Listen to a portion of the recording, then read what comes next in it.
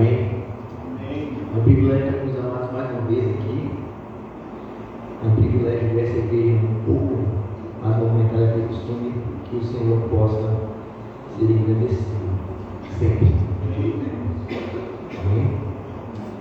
Senhor nosso Deus e Pai, obrigado por ter recebido nossas vidas, Senhor. Obrigado por teu carinho, obrigado por teu cuidado, obrigado pelo privilégio que é servir-te. Obrigado, meu Pai, por teu infinito amor. Obrigado por tua soberania e por tua promessa e cuidado, quando bondade e misericórdia nos acompanham todos os dias de nossa vida. Te apresento os teus filhos, te apresento os teus servos. Eis-me aqui, que eu diminua, Pai, que o Senhor cresça. Eis aqui uma porção da tua palavra e que teu Espírito Santo faça aplicação tanto pessoal, Pai, como geral, que cada um tem sua especial. Obrigado pelo privilégio, te agradecemos assim, em nome de Jesus. Amém. Por favor, abra sua Bíblia no livro de Jó, capítulo 2. Fazendo um pequeno resumo da série que nós começamos na semana passada. No capítulo 1, a palavra nos apresenta Jó, homem que da boca do próprio Deus é dito que é justo e se desvia do mal. E a cortina da eternidade se abre momentaneamente, e nós podemos ver um breve momento onde os filhos de Deus, os anjos, e também Satanás se aproximam do Senhor, ainda assim, para prestar-lhe conta. Comentamos que, mesmo sendo poderoso, mesmo sendo dotado de inteligência suprema, mesmo sendo a materialização da rebeldia, ainda assim, Satanás tem que prestar conta ao Deus Todo-Poderoso.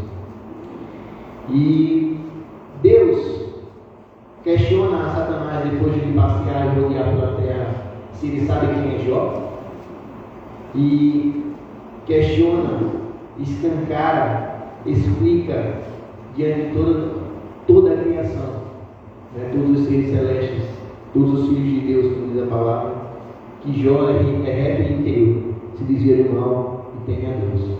E Satanás coloca a fé de Jó à prova, dizendo que Jó só tem fé, só é fiel, só é reto e íntegro porque é do interesse dele ser abençoado, ser protegido. Deus dá autorização para que Jó toque em todos os bens, para que Satanás toque em todos os bens de Jó e não nele.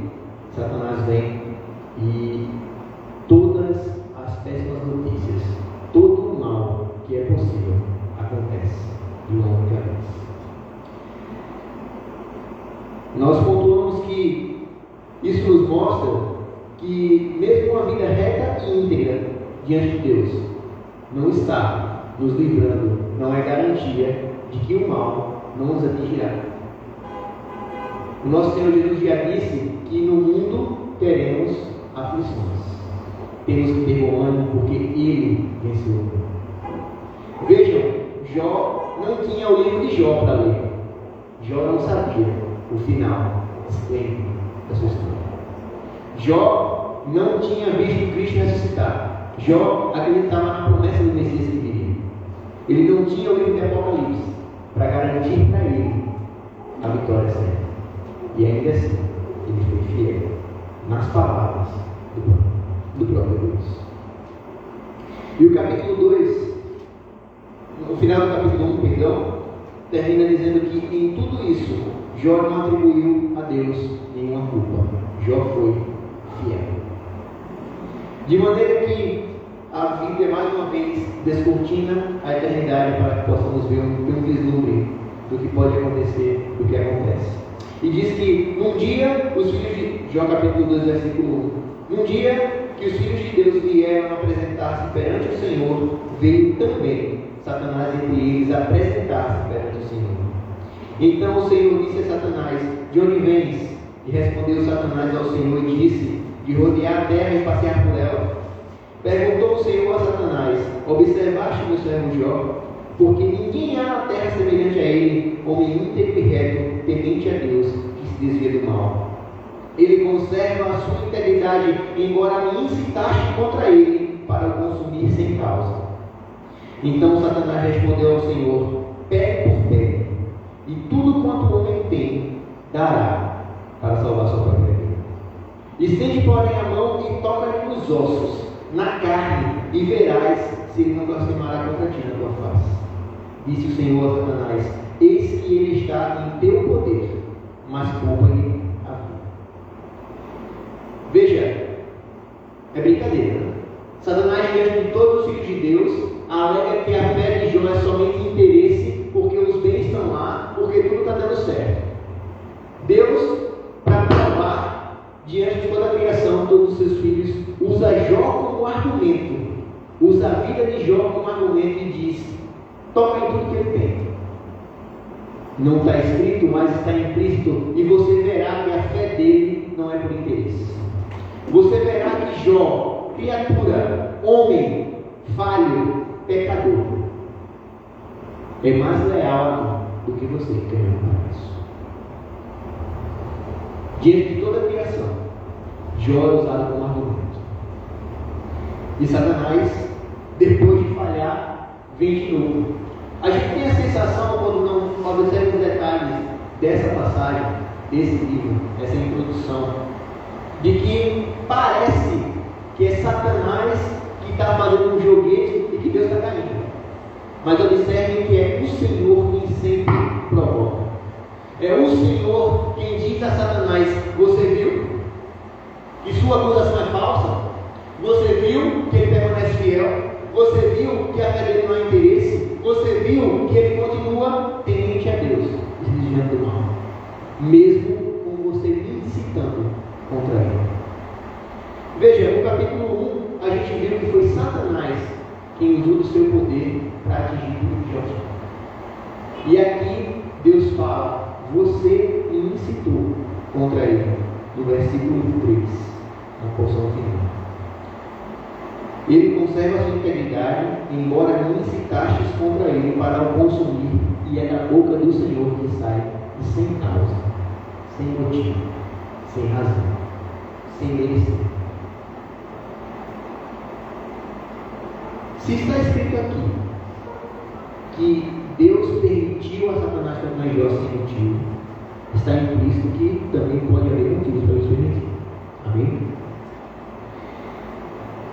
Observe também que Deus traz para si a responsabilidade. Ele diz, você fez com que eu o afligisse, que eu o incitasse, que eu o ferisse. Porque nada sai do controle de Deus. Mesmo Satanás, com toda a sua fúria, com toda a sua ira, com toda a sua rebeldia, com toda a sua maldade, com todo o seu poder, ainda assim está no controle de Deus. Deus não perde o controle. Deus dá a Satanás uma oportunidade e Satanás aproveita com tudo que tem, porque a palavra também diz que ele não vem senão para matar, roubar e destruir. E é isso que ele faz com toda a fúria, quando Deus dá a ele a permissão, quando Deus solta a corda um pouco mais, quando Deus aproxima a linha. Vemos aqui que foi Deus que permitiu. Não havia sofrimento, não havia motivo para o sofrimento de Jó do lado de cada eternidade. Mas Jó não tinha livro de Jó para saber isso. E ainda assim, ele foi fiel. E nós? Se Deus fosse olhar a minha vida, quantas vezes eu poderia dizer que Satanás tocou em mim, sem motivo, desse lado da eternidade? Você não sente? Em um momento ou outro, quando você faz uma reflexão, você sente que está fazendo tudo certinho, você sente que está caminhando com orientação, você sente que está caminhando com determinação, você sente que está debaixo da permissão do Senhor, e ainda assim parece que as coisas não andam porque algo muito ruim acontece. E você não enxerga desse lado da eternidade contigo. Era o que aconteceu, João. Deus permitiu que Satanás o atingisse em todos os tempos. E depois volta e diz, pé por pé, toca ali na nos ossos e verás se ele não blasfema contra ti, na tua cara, na tua face. Verás se ele não dá as costas. E Deus permite que Satanás saia e toca ali. Toca em Jó, versículo 7. Então Satanás saiu da presença do Senhor e feriu Jó de tumores malignos desde a planta do pé ao alto da cabeça. Jó, sentado em cinza, tomou um caco para se raspar. Então a sua mulher lhe disse: ainda conserva a tua integridade? Amaldiçoa esse Deus e morre. Homem, é melhor morrer. Mas antes disso, essa mulher que está vendo esse homem em luto, esse homem em falência, esse homem que era o homem mais rico do seu tempo e do seu território, sai da boca dela o desespero, na mágoa, no medo, na prova: ainda conservas a tua integridade.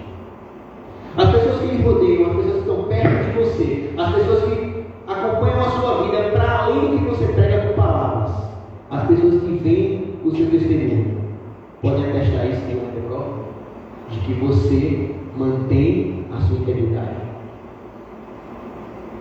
Jó permanece íntegro na boca de Deus e na boca da sua esposa, que em desespero diz: não vale a pena. Não, Jó, desse jeito aí não está valendo serpente, não. Que Deus é esse? Como é que você é reto e íntegro? Eu estou vendo a tua integridade, eu estou vendo que você se mantém fiel, eu estou vendo que a tribulação veio, eu estou vendo que a gente perdeu tudo, eu estou no luto com você, estou vendo você continuar sendo fiel e o castigo continua aí. E o mal continua presente. Desiste. Amaldiçoa esse Deus e morre. Porque você não só perdeu tudo, como hoje é apenas um caco de telha que você tem para se comportar. Imagina. Diante de tanta dor emocional, diante de tanta dor física, a única coisa que traz conforto é um caco de telha. É um pedaço de tijolo. Para de repente aliviar uma coceira ou trazer algum conforto no meio daquela dor. E entenda, veja a artimanha do diabo na vida desse crente. Ele já perdeu tudo, ele já perdeu também a saúde, ele continua vivo. O único refúgio que tem é o do aconchego, é o do consolo, é o do reduto do que pode ter sobrado como um lar. E a sua esposa vem dizer para ele: até aí tu está errado.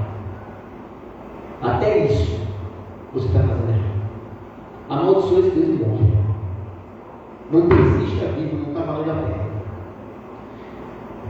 Você não sabe o que é isso?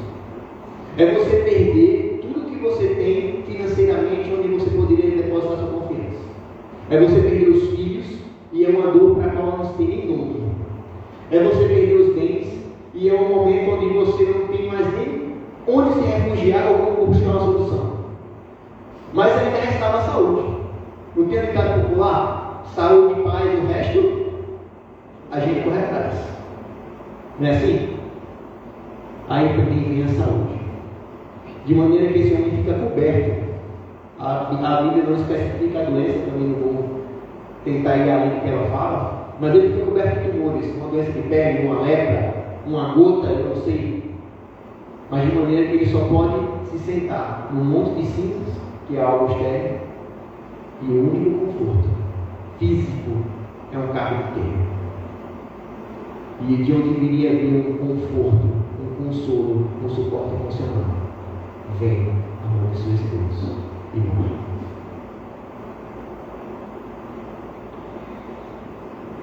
E antes disso, a certeza de que você não tem sua integridade. E nós, irmãos? Veja, a vida íntegra, a vida reta diante do Senhor, a vida que era testemunho na boca de Deus e na terra, mesmo para a mulher que estava desesperada. E o mal atingiu. A gente tem essa sensação, e é por isso que o livro de Jó é digeste. É por isso que é delicado falar e pegar nesse tema. Quando o irmão chega com uma doença, quando o irmão chega com um luto e pergunta para a gente: foi Deus que permitiu isso? Está no controle de Deus isso? Para mim falta força. que eu tivesse medo de dizer sim. Mas com os incautos na fé, com os novos convertidos, fica esquisito você dizer para ele que o Deus que você serve permitiu o sofrimento. Mas Deus é soberano. E nada sai do controle de Deus. Todo o mal que Deus permitiu que Satanás infligisse na vida de Jó tinha um propósito. Todo o mal que Deus infligiu na vida de José, através dos irmãos, tinha um propósito. Todo o mal que Deus permitiu na vida de Moisés tinha um propósito. Todo o mal que Deus permitiu com o seu Filho Jesus Cristo tinha um propósito. Nada foge do controle e a soberania de Deus. A gente vê um momento da história e ele está fora do tempo. A gente vê o que a gente vive pelo que a gente sente, ele tem um plano. A gente vive de acordo com a maré, às vezes, se a coisa está bem, a gente está bem, se a coisa está mal, a gente está mal, é natural, mas ele tem um propósito. Ele não perde o controle, nem do poder de Satanás. Mesmo quando ele permite, há algo que precisa acontecer. Mesmo quando ele permite, do lado de lá da eternidade, ele tem um plano. Nós somos mais que vencedores. A vida de Jó foi destruída e ele permaneceu fiel. E a minha e a sua? Onde é que está a nossa fé? O que é que, se fosse queimado no altar do seu coração, te tiraria a fidelidade, a integridade, a adoração? Eu não consigo me imaginar na posição do Senhor. Eu não consigo me imaginar como crente se qualquer das coisas acontecesse. A perda de um filho, a perda de 10 filhos, a perda do suporte emocional, a perda das esperanças, desse lado da eternidade. E Deus ainda sentiu um propósito. Quando a palavra diz que nós somos mais que vencedores, Cristo venceu na cruz por mim e por você. Satanás ele já está derrotado desde o princípio. Ele conhece o livro de Apocalipse, ele sabe que até o fim dele vai ser com o sopro da boca do Cordeiro. E ainda assim ele não desiste. Ainda assim ele vem consumindo vida após vida, aproveitando oportunidade após oportunidade, permissão após permissão, para destruir todos aqueles que não têm em si a fidelidade. Ele vai insistir. E ele veio. Ele partiu para cima de Jó com tudo que podia sem perder tempo. E é assim comigo com você. É assim até hoje. A palavra desse inimigo está ao nosso derredor, bramando como leão. É o Senhor quem não permite. Ou a gente que sai da proteção. Mas nada foge do controle de Deus. Nada foge do controle de Deus. O inimigo pode vencer em um momento ou outro.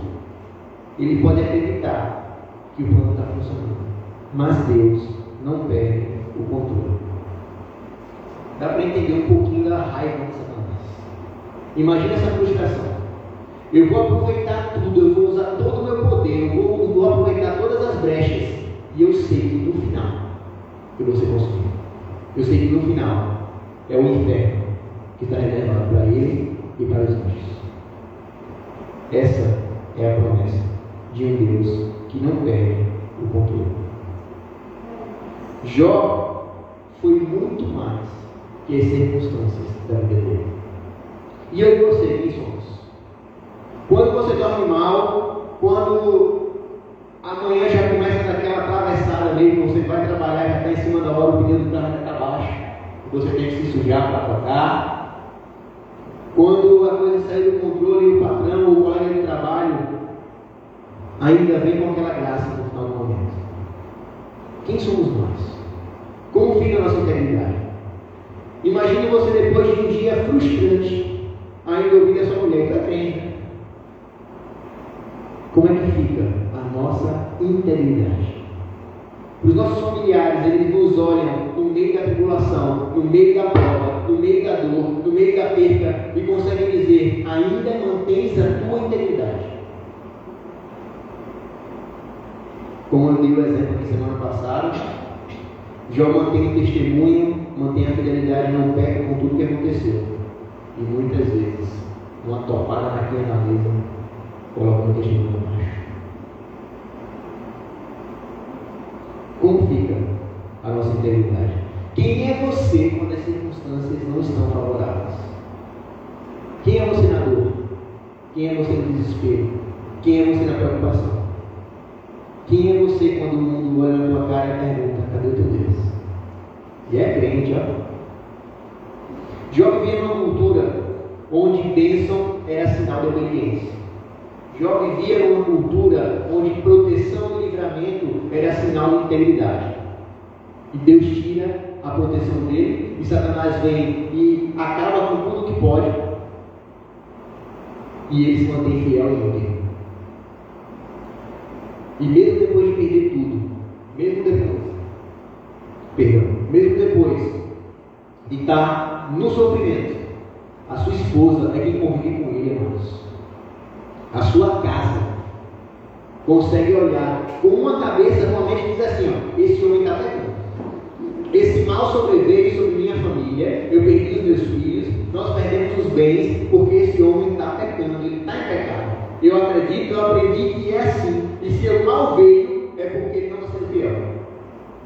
E é essa mesma mulher que diz: ainda conservas a tua integridade. Jó só tinha esse lado da eternidade. Dosar, para ponderar, para pensar o que está acontecendo. Jó não estava vendo o outro lado quando Deus diz para o diabo e seus filhos: disse que ele se mantém íntegro. Veja, no céu, Deus está dizendo: Jó continua desviando do mal. Na terra, a esposa dele está dizendo: amaldiçoe esse Deus e morre. Muitas vezes, nós não vamos enxergar motivo do nosso sofrimento, pelos problemas que enfrentamos desse lado da eternidade. Vai parecer realmente que Deus nos abandonou. Vai parecer realmente que ser crente não vale a pena. Vai parecer realmente que estamos perdendo tempo. Mas nós não temos um vislumbre de como está o outro lado da eternidade, de como está o espiritual da nossa vida. Quando a palavra diz que a gente deve vigiar e orar sem cessar, nós vemos o nosso Senhor Jesus Cristo e se afastou para orar, e se retirou para orar, e foi para um monte orar.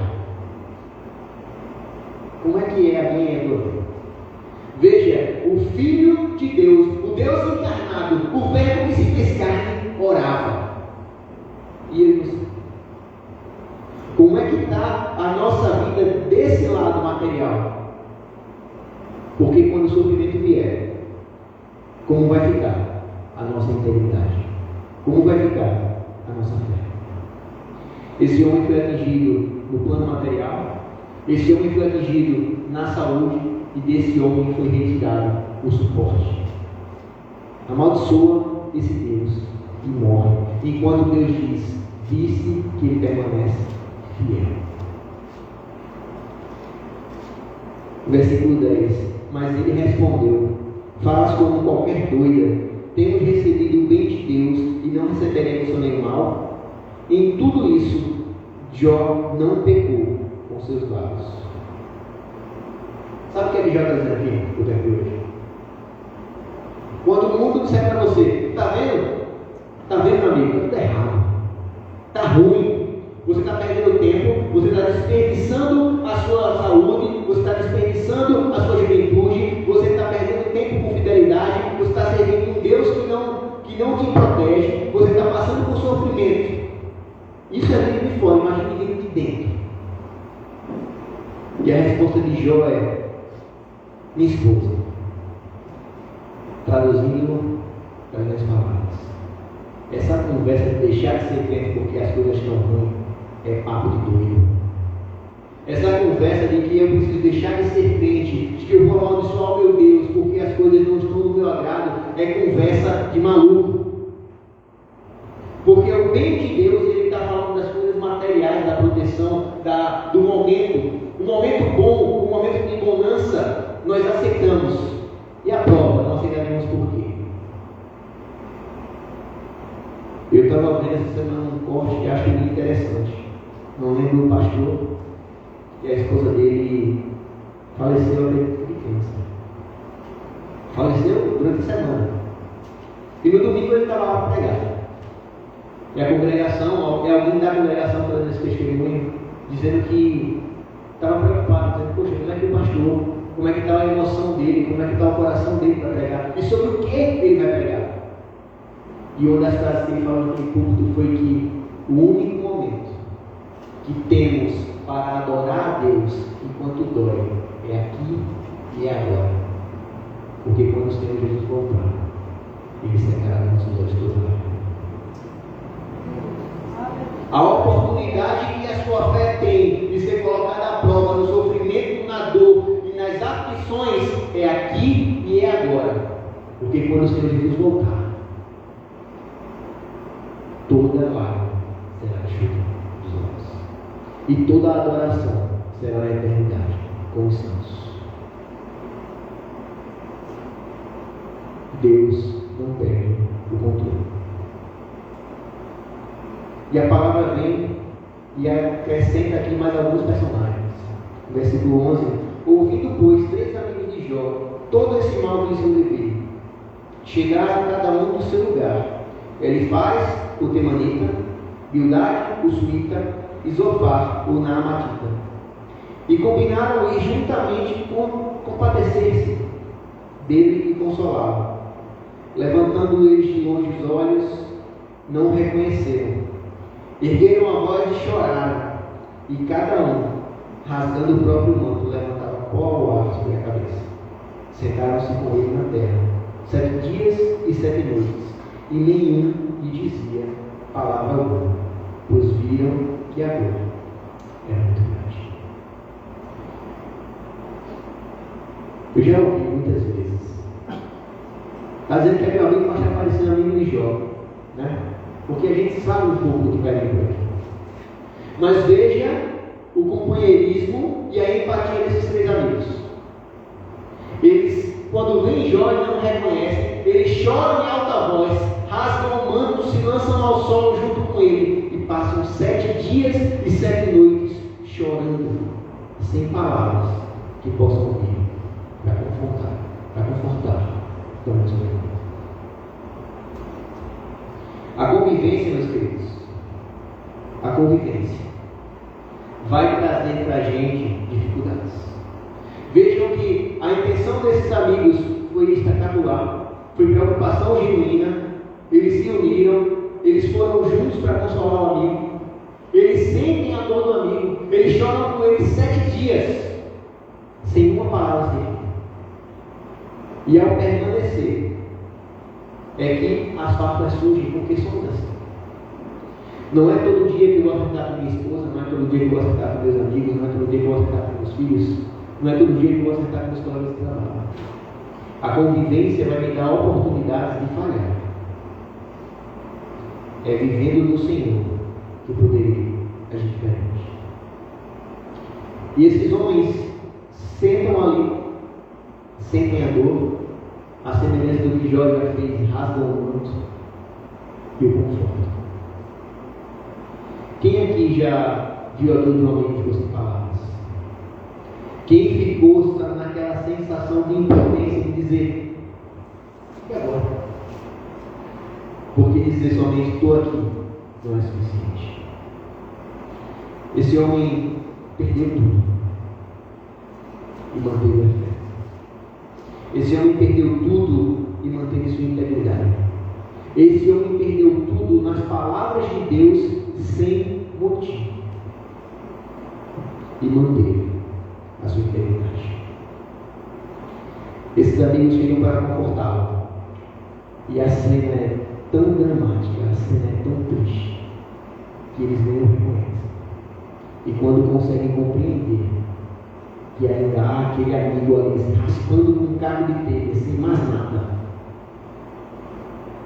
só conseguem sentar e chorar. Quantas vezes a gente sentiu mal os atingidos sem motivo? Veja o sofrimento de Jó, e agora eu vou entrar desse bloco. O sofrimento de Jó não tinha um motivo desse lado da eternidade. O sofrimento de Jó não podia ser explicado aqui. O sofrimento de Jó era testemunho contra ele para a cultura e o conhecimento da época. E esse homem está sofrendo. Sofrendo a ponto dos seus amigos não terem o que dizer para consolar. E Jó mantém a integridade. E nós? Por que?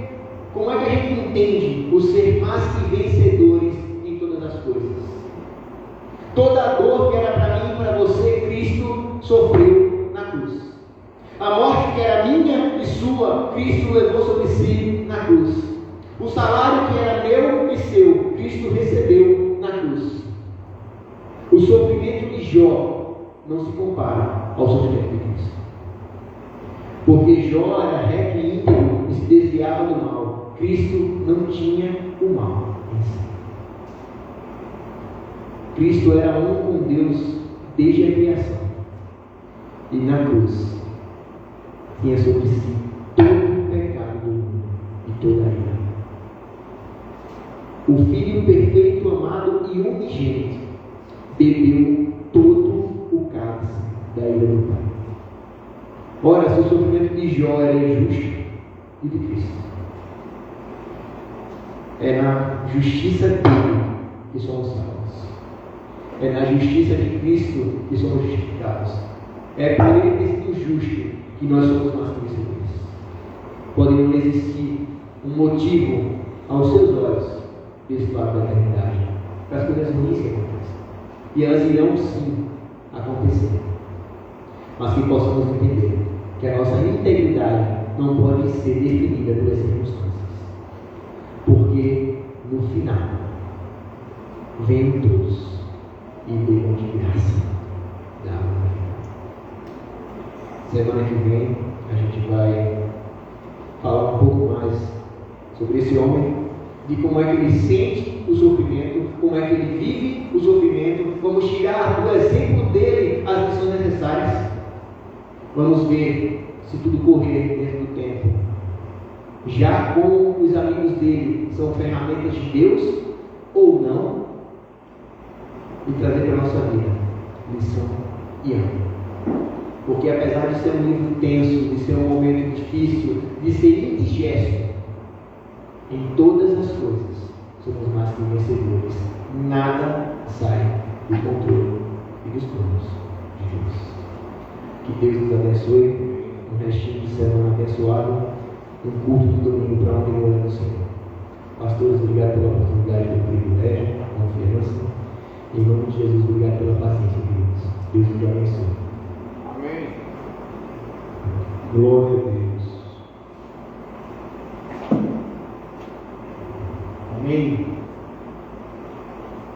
Sei que a hora está avançando. Mas a primeira atitude de Jó, quando ele começou a perder, qual foi que ele recebeu? Quando ele começou a receber as notícias das perdas financeiras, do gado, da morte dos funcionários, qual foi a primeira atitude de Jó? Levantar, largar o mundo E agora? Amém. Agora, o que eu quero dizer aos irmãos é a Bíblia fala de 5 disciplinas espirituais. O que são disciplinas? Disciplinas espirituais. O que são disciplinas espirituais, irmãos? O que é disciplina?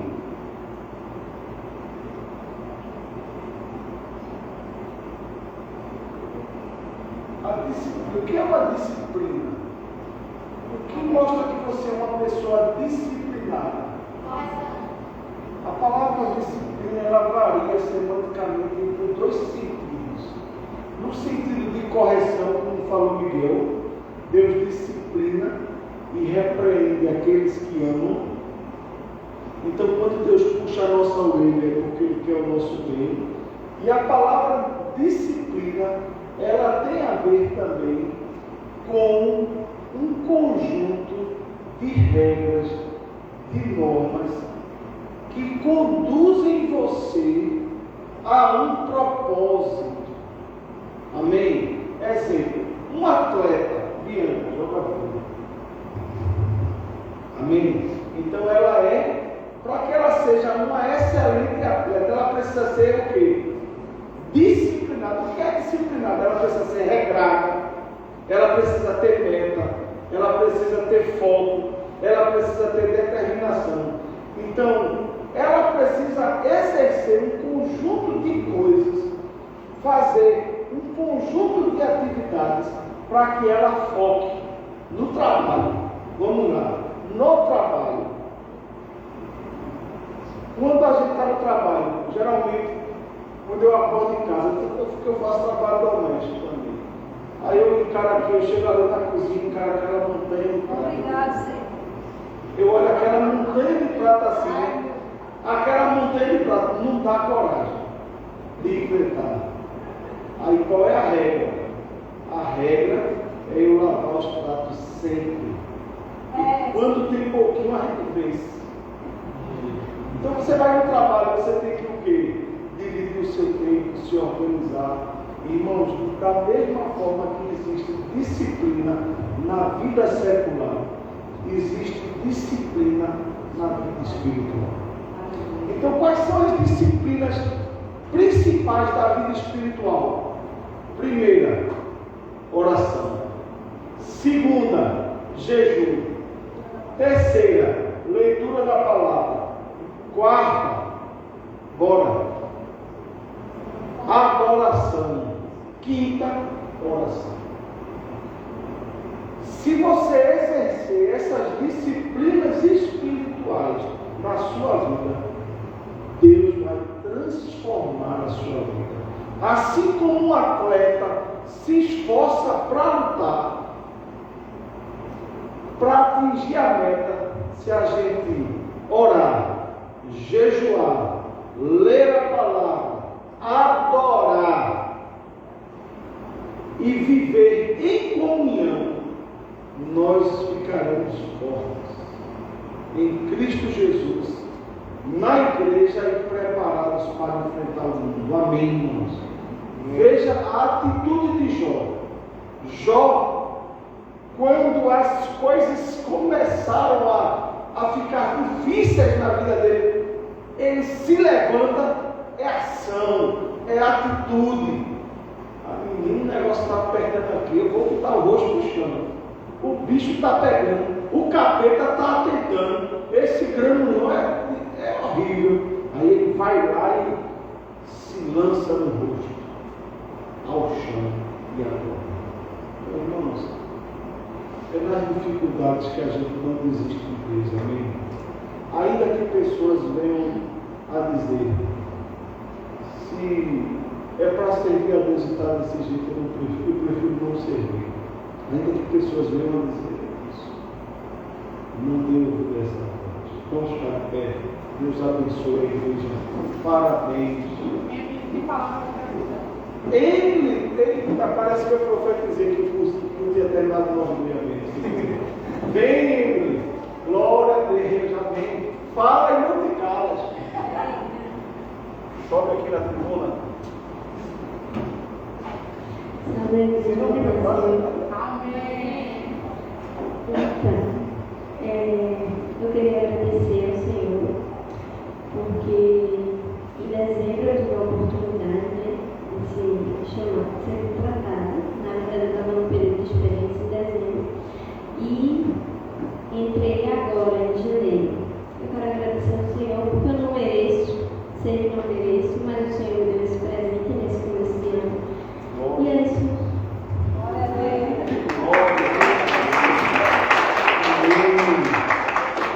Irmãos, é uma coisa simples. Nós estamos indo fazer uma viagem missionária em Buíque. Eu e o irmão Wagner e o irmão Augusto. Eu queria me ajoelhar aqui. Eu queria que a igreja pusesse as mãos sobre nós, porque nós não queremos fazer missões sem a bênção da igreja. porque quem separa as pessoas para fazer missões é a igreja. E eu queria que vocês orassem por mim, por Wagner, por Augusto, para essa obra missionária que a gente vai fazer. Amém? Pastora, por favor.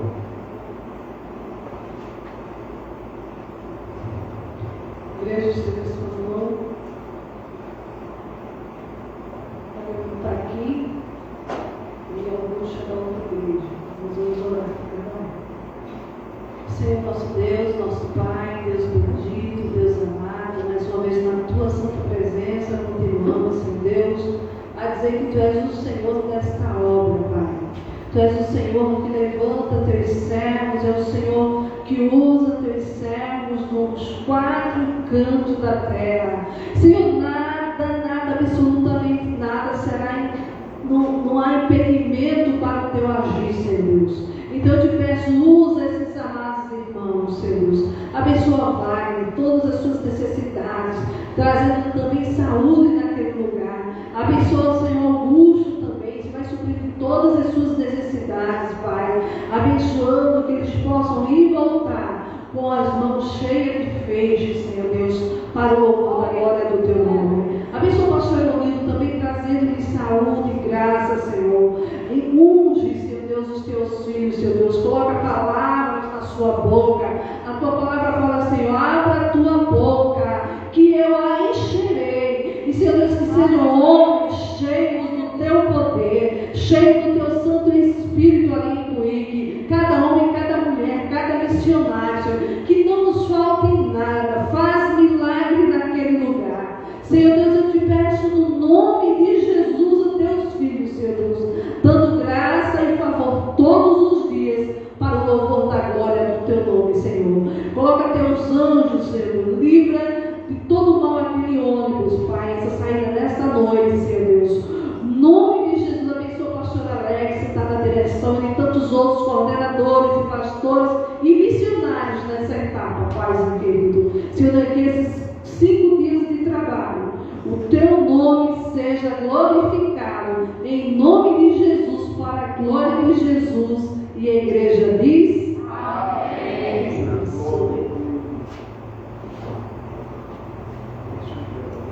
Que a graça do nosso Senhor e Salvador Jesus Cristo e o amor de Deus, nosso eterno e bondoso Pai, e as consolações do Divino Espírito Santo sejam com sua amada igreja neste lugar e ela espalhada em toda a terra.